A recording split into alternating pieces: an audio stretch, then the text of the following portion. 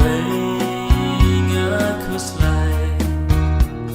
lời trình em và rất là trên cuộc lá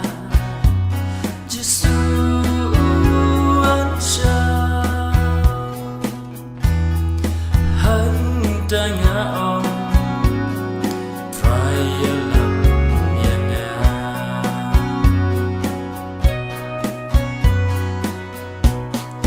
đang Giêsu nong bên em trong ngã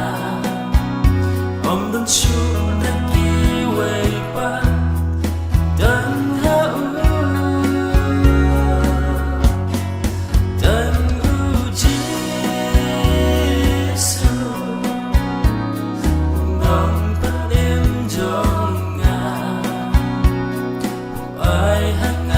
chính hồn cảm ơn xưa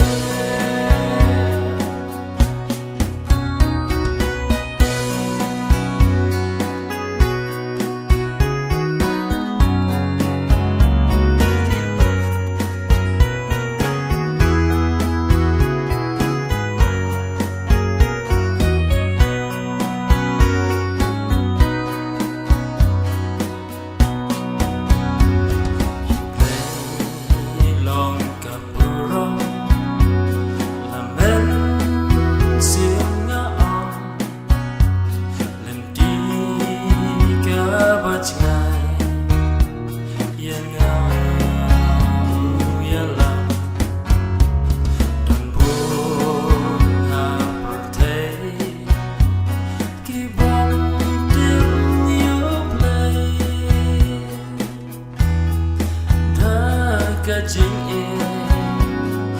bên em nhìn